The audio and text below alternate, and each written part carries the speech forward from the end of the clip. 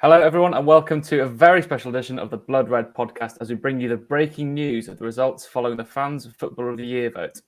Joining me, Patrick Smith, is Matt Addison once again as we react to all of our listeners, viewers, and readers' votes across the network for their Fans Footballer of the Year award. Now, I'm going to read through them from number 10 to number 1. So in 10, we've got João Cancelo, then Jorginho in 9. Number 8 is Kevin De Bruyne. Number 7, Ruben Diaz. Number 6, Mason Mount. Number 5, Edouard Mendy. Number 4, Phil Foden. Number 3, Bruno Fernandes. Number 2, Declan Rice. And of course, Matt, at the top of the tree, it just had to be Mohamed Salah, didn't it?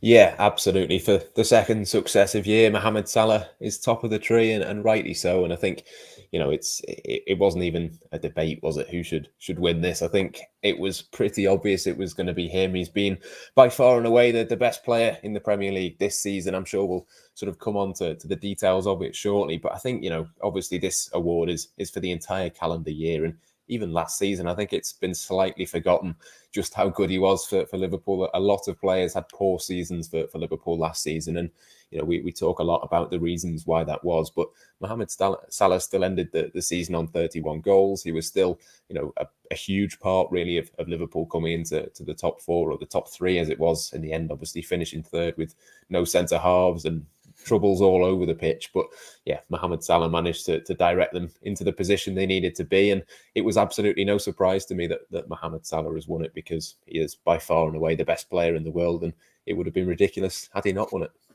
Well, as you said, Matt, this award is for the calendar year for players in the Premier League. Could you tell us a bit more about it?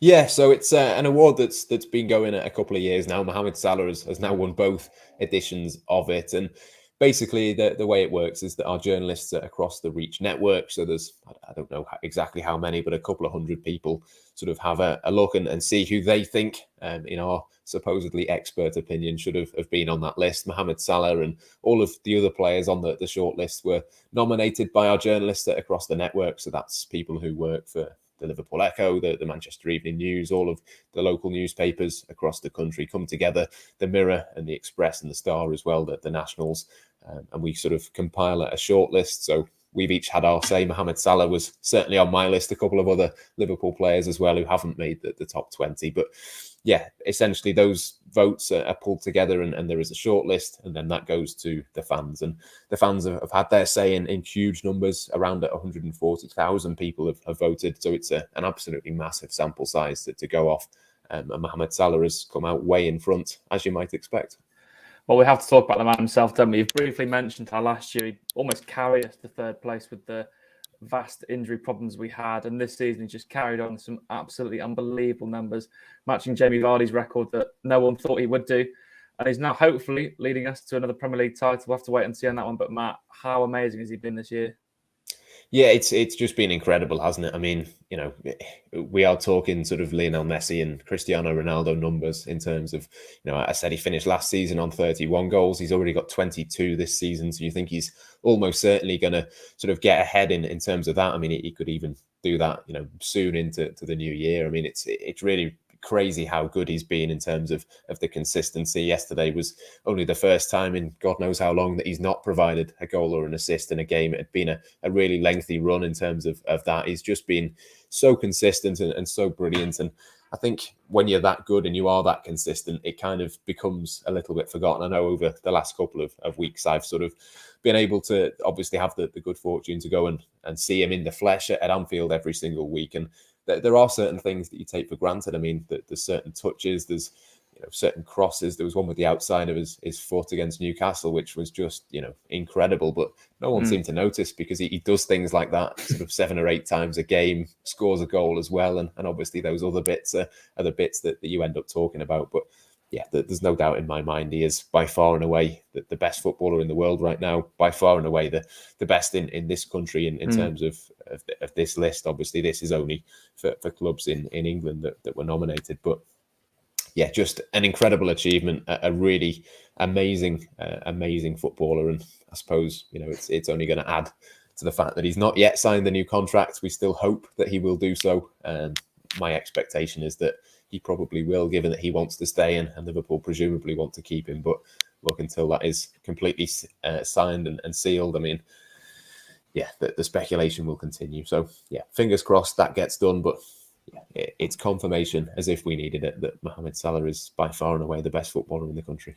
Yeah, just simply had to be the Egyptian king. We're running out of superlatives, adjectives, and other ways to describe him. Just an absolutely unbelievable year. But I'm going to move on, Matt, to the rest of the list. In number 2, we have Declan Rice, which, albeit he's had a fantastic year with England, he's almost been the catalyst in the West Ham team as they're now serious top 4 contenders. He's had a good year, but I'm quite surprised to see him in second place, Matt. Or do you think he's deserving? No, I agree. I'm not entirely sure that he's deserving of being that high up the list. But I mean, there's one or two names on the list that I could say a similar thing about, to be honest. I think, like you say, that the England thing is big. It's not big for Liverpool fans. I don't think a lot of Liverpool supporters particularly care how well England do. But I think for a lot of the country, the Euros is obviously going to have a big impact. I think someone like a Calvin Phillips, for example, has seen his reputation really soar off the back of that tournament, was sort of being spoken about as a potential 60-70 million pound transfer target for Liverpool, even, for Manchester United and a couple of other clubs as well. But I think Declan Rice is similar. He's been fantastic. He's one that, to be honest, I haven't been convinced of up until kind of this season in particular. I think he's really gone up a level and looked, really, really impressive. I think he is one that will take the next step and move to a bigger and better club at some point. I imagine it probably might be Chelsea, given that they're probably one of those that would be prepared to probably spend north of 100 million on him, if we're being honest. I mean, that was kind of the price tag maybe this time last year that West Ham were kind of talking about. He's done a lot more then, and not just the Euros, but in a West Ham shirt as well. So yeah, he's got a bit of everything. He's certainly surpassed my expectations of him. He's done a fantastic job in the centre of the park for them. I think Liverpool have been linked, but the price tag is going to be a little bit too much. But yeah, I still think Fabinho is a better player. I still think Fabinho in any other normal year where he didn't have to play centre-back for the first few months, I think would have been certainly a lot higher up. And I'm pretty sure from memory that when we made our votes a few weeks back, Fabinho was a lot higher up on the list. I mean, he's not even in the top 20 here. He's certainly unbelievable. He's not made the top 20. Obviously, the comparison between Rice and Fabinho, they're both excellent, both world class. I would say, actually, I think I'd go as far as saying that. I think that's fair to say. But Fabinho is doing it for Liverpool in the Champions League. Declan Rice just isn't at that level yet. So yeah, I think it sooner or later he's going to take that step up and move to a bigger club, because he's got a lot of talent, but maybe not quite enough to be the second best footballer in the country. Yeah, I thought it must have been a typo to not see Fabinho in the top 10, let alone not even in the whole list of the top 20. I was very surprised by that. But yeah, Declan Rice, I was one of the ones that was sceptical of his inclusion in the England side in the summer. He had a decent start of the calendar year with West Ham, but he's really been on his game, I think, for the second part of the calendar year, which, of course, is the difficulty with this vote, because it's over a calendar year, Matt. And Bruno Fernandes comes in at number 3, who last season, he was up there for the Player of the Year award. This season, he's not quite been on the same form, but he still manages to make his way into third spot. Do you think he's deserving of that, Matt? Yeah, he's another one that's a little bit high, I think. I think that there's obviously a lot of quality there. He's not maybe done it so far this season, but I still think he is, a top-class player. I think when he was sort of first at Manchester United, there's a good argument that he was world-class, to be honest. Just the sheer volume and sheer numbers of goals and assists that he was bringing to the table is really, really impressive. So really good footballer, nowhere near third place for me across the course of this calendar year. It's a weird one, actually, because normally with these kinds of votes, people tend to go on a little bit of recency bias and pick a player that has maybe been in decent form for the last few weeks. But it's kind of the reverse with Fernandes. Like you say, had a good start to the year, but maybe the second half, the second 6 months hasn't been particularly impressive. He didn't do a great deal at the Euros either, to be fair. So yeah, slightly strange, I think, for Bruno to be quite that high, but he is a player that I really do like. And I think there's a lot of quality there for Manchester United to still unlock. Yeah, definitely. Well, reading through the rest of the top 10, I think we can really have no arguments with, from 4th to 10th, we have Phil Foden, Edouard Mendy, Mason Mount, Ruben Diaz, Kevin De Bruyne, Jorginho and João Cancelo. I think they're all pretty deserving of a place in the top 10. But surprisingly, down in number 16 is Trent Alexander-Arnold, the only other Liverpool player to make the top 20. Do you think he's too low, Matt? Trent's had quite a good year, isn't he? Yeah, I mean, when you look at the names that are above him, Cristiano Ronaldo is above him, and he's only been here a couple of months. Yeah. I mean, Marcus Rashford is there. He's barely played for Manchester United in terms of the big games. I don't think he gets into their best team. I mean, even Harry Kane, who's scored, 2 goals this season. Again, in 12th place, slightly high. Michail Antonio is another one as well that I think is pretty overrated, to be honest. Michail Antonio above Harry Kane in the list. Yeah. I mean, look, he's a good player. He's effective at what he does, but I think the fact that he is a little bit unique probably stands him in good stead in terms of being noticed. But yeah, Trent Alexander-Arnold should be a lot higher up that list. I think he's a similar sort of level to João Cancelo, who I think has been fantastic. But again, maybe the recency bias, the fact that Cancelo's done it maybe for 12 months, Trent's been there at that level for slightly longer. I think they should certainly have been a lot closer together.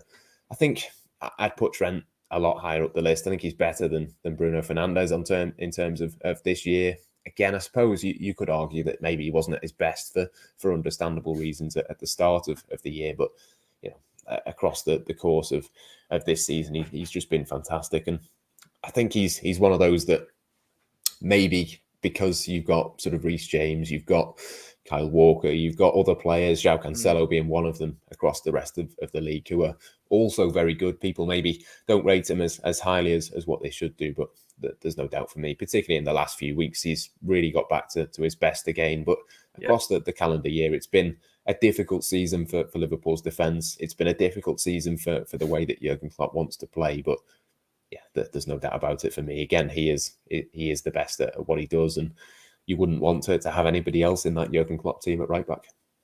Yeah, by the looks of the list, I think Trent he's had a few unfortunate injuries this year, and I think the Euros is playing a big part actually with some of the players that are higher up in the list.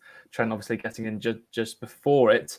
But I'm going to move on now, Matt, we have our own Liverpool Echo vote for the Liverpool top player of the year, which Mohamed Salah leads again, unsurprisingly. But the top 4 for Liverpool are number 1, Mohamed Salah, number 2, Trent Alexander-Arnold, and number 3, we've got Joel Matip. Now, Matip has had injury problems, but he's really been a rock for us, especially this season, Matt, hasn't he? Yeah, it's an interesting one, isn't it? I know that the shortlist was picked out by our Liverpool correspondent, Paul Gorst, and then people have voted in terms of which order those 4 players should go in. So, yeah, I can understand why he's up there. I think he's been probably Liverpool's best centre-back so far this season. I think that would be fair to say. Obviously, you can kind of write off the first 6 months of the season for all of the centre-backs. Unless you put Nat Phillips in there, then, you know, I don't think there was much chance of him beating Mohamed Salah to the award, to be fair. But Maldini.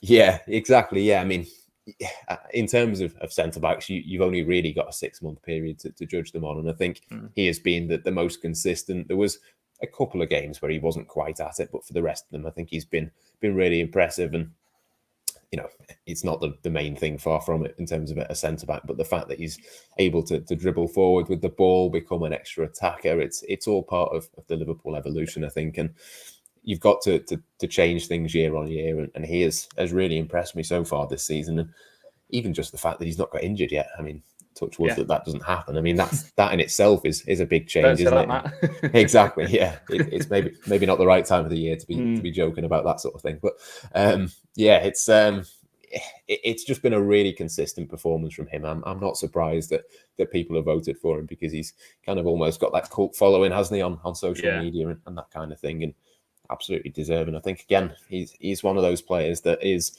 a little bit underrated. I don't think most people would describe him as a world-class centre-back, but there's no doubt in my mind that is very much what he is. Couldn't agree more. He's definitely world-class. I think he's been so important as well since Van Dijk's been coming back from his injury. Because I still think Van Dijk is playing at about 75%. It seems he's almost a canter.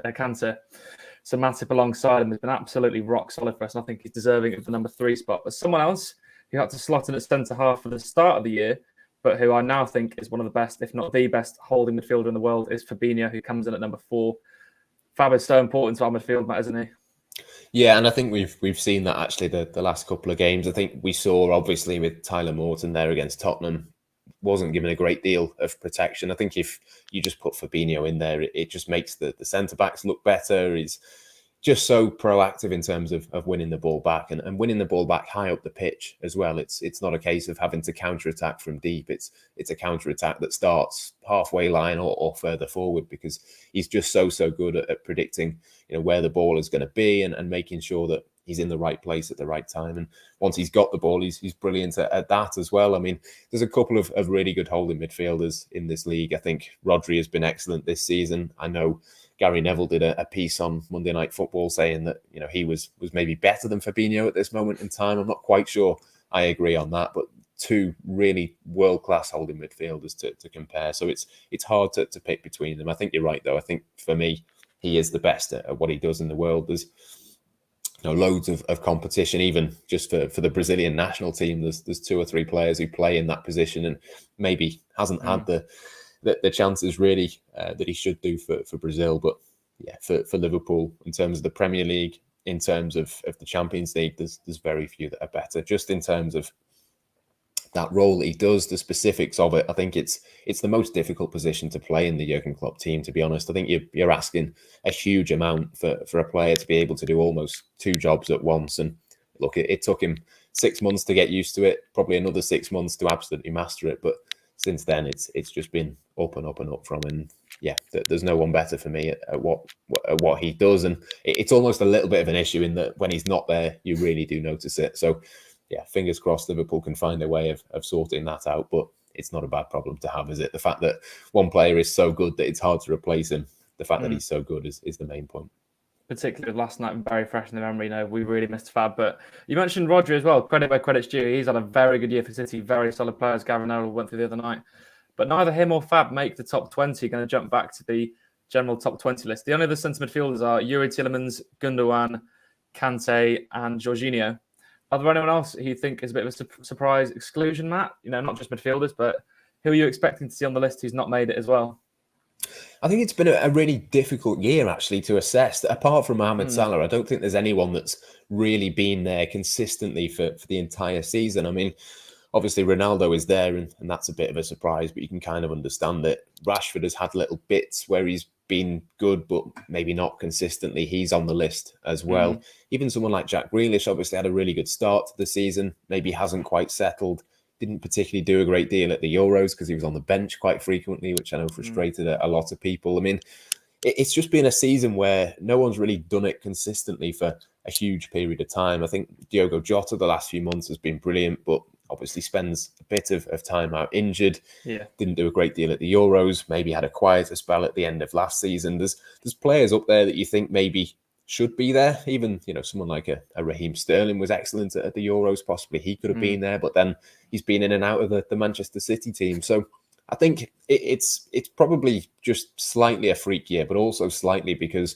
I think Liverpool and particularly Chelsea and Manchester City, where the vast majority of these top players are, it's not a case of one player is playing every single week. It's, sometimes it's Sterling, sometimes it's Mahrez, sometimes it's Kevin De Bruyne. And, it's not just so obvious to pick out who is their best attacker or who is Chelsea's best attacker.